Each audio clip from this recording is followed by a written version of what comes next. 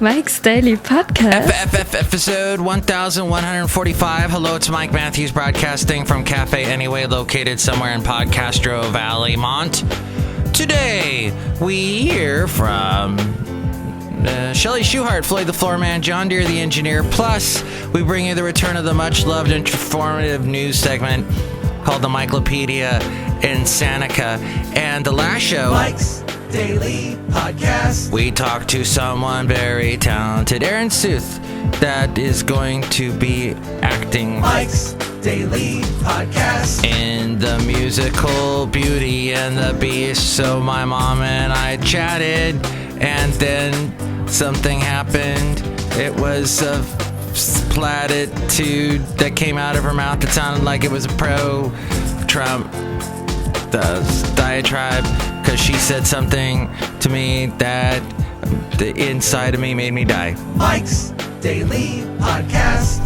She said I knew she was pro-Trump. She did not get to see Trump in Daytona Beach. Mike's She missed out. Daily She said there were too many people. Podcast. You had to be there like 4 hours ahead of time. And then she proceeded to tell me about how bad President Obama is, and how Hillary is a crook, and basically everything that, Trump regurgitates over and over again. So he was saying at the Daytona Beach and other places about the rigged election, and that, he's paranoid about that. And now he's soon going to have access to sensitive defense intel, because if you are a candidate for president and you make it this far in the presidential race, the current president has to bring you up to speed, even if you're not the one that wins. So Trump is going to have sensitive intel. Yay. Oh, then we have this show on one of the radio stations I work for, a guy named Phil Grande, which is Spanish for big. And he's a big idiot, because all he did on his show, I had to sit there and listen to it, was rail against people that rail against Trump. And he was particularly taking aim at Obama for saying any negative things about Trump, because he said, you, as a president, can't do that. Which to that I say, well, Trump has broken every single rule. You kind of need a president to step up and say stuff. Can you imagine Obama saying nothing about Trump right now? Any president would have to come out and say something about Trump. The man just demands it. He's broken so many rules. He's annoyed his own party. Anyway, Phil Grande Idioto. My gosh. He is totally part of the whiny white men syndrome. Whiny white men just complaining about people making fun of, and he really sounds like this too. Where they make fun of Trump. Trump can take care of himself. Shut up. Well, it's Friday. I am about to start my weekend job at another radio station. I'm going to be training someone. Oh, look who just walked in. Hello, my God, this is Chely Shoehart, the gift shop supervisor. Remember when you trained me how to run a gift shop? I did. I didn't know what I was doing. I said, here's a gift shop, there's the cash register, and sell stuff. And you didn't have anything to sell. No, I didn't. It would have been helpful if I had some t-shirts for Cafe Anyway. But I did not. My Matthews? What? Why do you keep talking about Trump? All right, let's move on to some... Ah! Yeah, that is scary. Let's talk about something else. See. Oh, yeah. Then we talked about the Bayfair BART and how scary that is. And about that frat boy that I saw at 5 o'clock in the morning as I'm taking BART to work. A frat guy is just hanging out in BART staring at everyone. He's tanned. It looks like he's been out in the sun all day.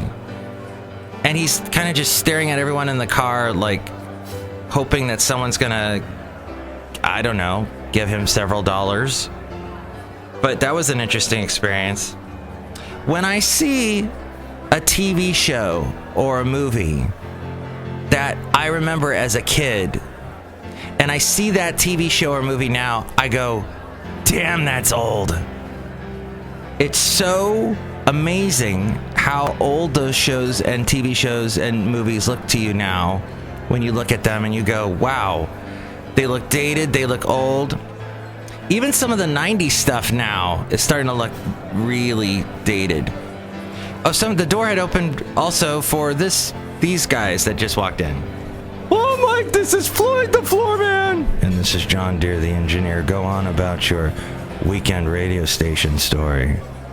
Oh, yeah, I'm training someone a youngster, to run a radio station. Well, on the weekends, we do a lot of people that call in from, different grand openings and whatnots. So I have to train this particular kid to do that, to do that kind of thing. It's interesting. I'm handing the baton to the younger generation. Hopefully he'll put down his Pokemon Go long enough to be able to do... I don't know. Did I mention this yet? That Pokemon Go to millennials looks to me like old guys walking around with the metal detectors and the caps on their heads that have a bunch of buttons in them. And I talked about the sound of Bart, how I love the whirring sound. And there was something else. Oh, Jimmy Kimmel. So Jimmy Kimmel and I are roughly around the same age. He started in radio and then made the transition to TV and became a big star. But in some ways, I would not want his job because it seems to me all he does is he's a ABC spokesperson. He's a Disney spokesperson. ABC is owned by Disney. So anything that Disney comes out with, like Avengers or any of the cartoons or whatever, he always has to talk to people related to that. And then he has to MC events that ABC does. See, I don't know what kind... I mean, he's laughing all the way to the bank, but I'm not that big of a fan of ABC. I stopped watching Agents of What does ABC even have anymore? Do they have the Olympics? No, that's like NBC or something. I have no idea. This is an informative podcast today, isn't it? And finally, I was walking along with Basil the Boxer yesterday. We saw yet another deer. The deer situation in Podcaster Valley is really extreme right now. I was walking along with the Basil and suddenly a bunch of deer appeared. And one deer was running right towards me. It stopped. It put on the brakes and then kind of walked around me. That's how many deer there are. Okay. MikesDailyPodcast.com is the website to go to check out all the past podcast pictures. Speaking of which... And here's today's podcast picture. The podcast picture today is of a little town called Ellijay. It's in Georgia. I went there roughly, 7 or 8 years ago. It's a town known for its apples in Georgia. They grow a bunch. I tried to grow apples in my backyard. Well, I didn't even know I was growing apples in my backyard, and suddenly they appeared. It was quite a wonderful experience until some creature ate them before I could. I would like to say as well that all the past podcast pictures can be found at MikesDailyPodcast.com. And you can also help out the show. There's a link to Amazon. Click on that, buy whatever it was you were going to buy, and that helps us out. Get a little commission, tiny, minuscule one.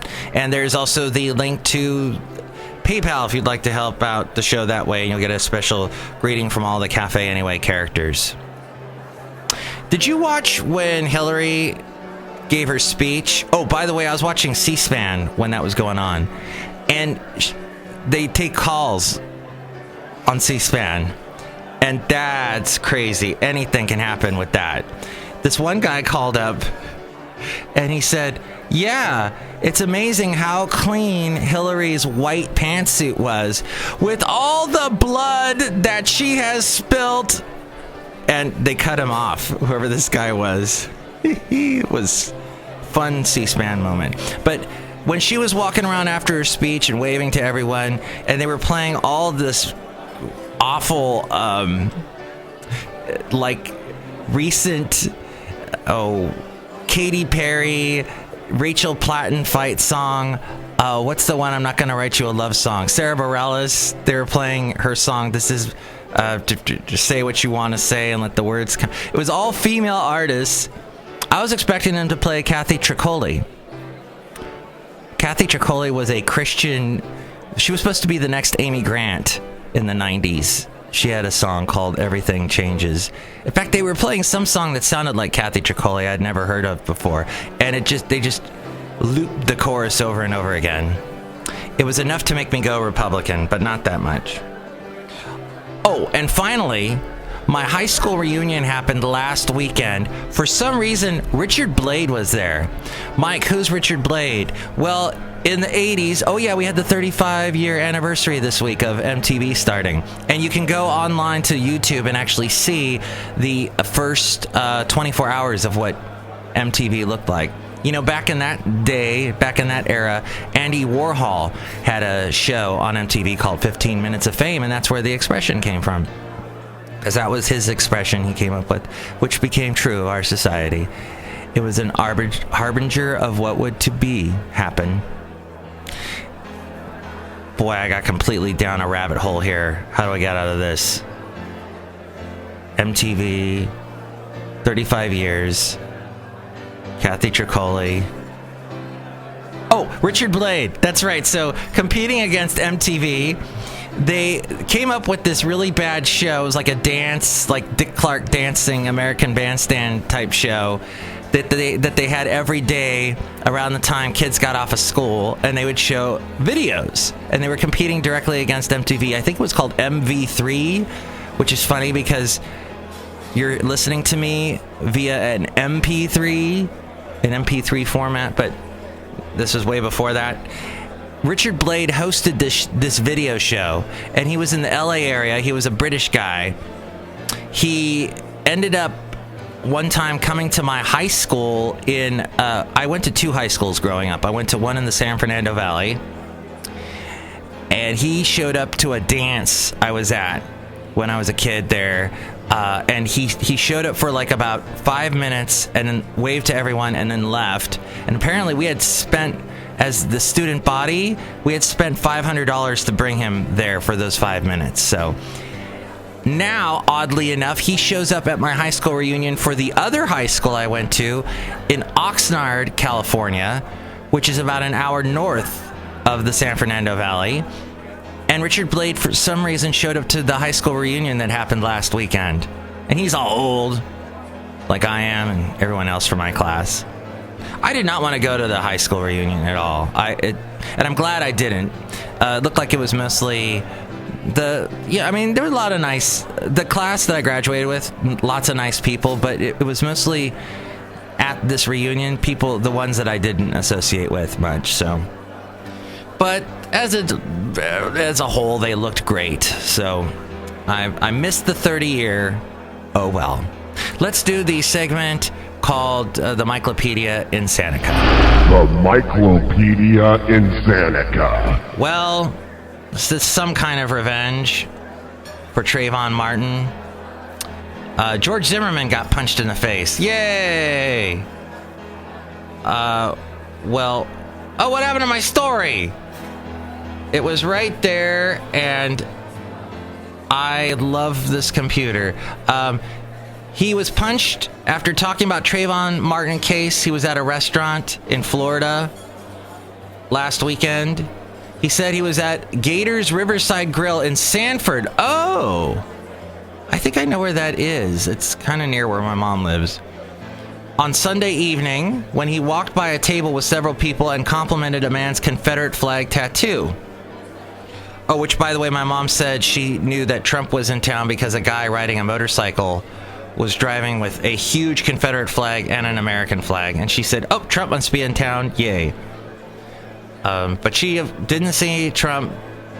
4 hours to wait to get to see Trump. And that was not on my mom's. That was not appealing to her. But the man, Joseph Whitmer, thanked George Zimmerman about the compliment about his tattoos and asked, aren't you that guy? Zimmerman said yes and pulled out his ID to prove it. Whitmer asked about the Trayvon Martin case, and as Zimmerman started to explain that he fatally shot the unarmed man in self-defense, another man walked up and asked, "You're bragging about that?" Zimmerman said he wasn't bragging, but the man said, "You better get the blank out of here." Zimmerman told deputies he went back to his table where several of his friends were eating. Several minutes later, the man who was identified only as Eddie walked over to his table and he was cussing and said, "Didn't I tell you to get the bleep out of here?" Zimmerman told the man he wasn't looking for trouble, and the man punched him in the face, breaking his glasses. Restaurant staffers broke up the scuffle. Zimmerman called 911. "This man just punched me in the face," he told a dispatcher. "He said he was going to kill me. You need to send 3 or 4 cops," he went on to say. He said the man and about 5 of his friends were holding him back. The man then fled on a blue Harley-Davidson motorcycle. Oh, here's Tony. Tony is doing a show for the guy I usually do a show for, Rob Black. Deputies were still attempting to locate the man who could face battery charges. Zimmerman told the dispatcher he was injured and needed paramedics. "I don't know where I'm bleeding from. My face is bloody," he said. Several witnesses told deputies a slightly different version of the events. Well, hi, Tony. I'm doing a podcast. Hey, we have a special guest. Hey there, Mike. How's it going? I'm doing well. It's early. This is Mike's Daily Podcast. We're at Cafe anyway. I was just talking about how Zimmerman got punched in the face because apparently he was bragging about the killing Trayvon Martin. So yeah, that's what A lot of people George think he Zimmerman would deserve that. Yeah. So Tony's going to do a show about the financial world and real estate and stuff. So we have to go outside a cafe anyway. We're bringing Mike's Daily Podcast somewhere in Podcaster Valley. Next show, it's going to be... we'll have Benita, the rodeo queen, the Disgruntled Fiddle Player, and the Brewmaster showing up. These are real people, Tony. That's a flashy-looking laptop you have out here. Doing my best. Have a great weekend!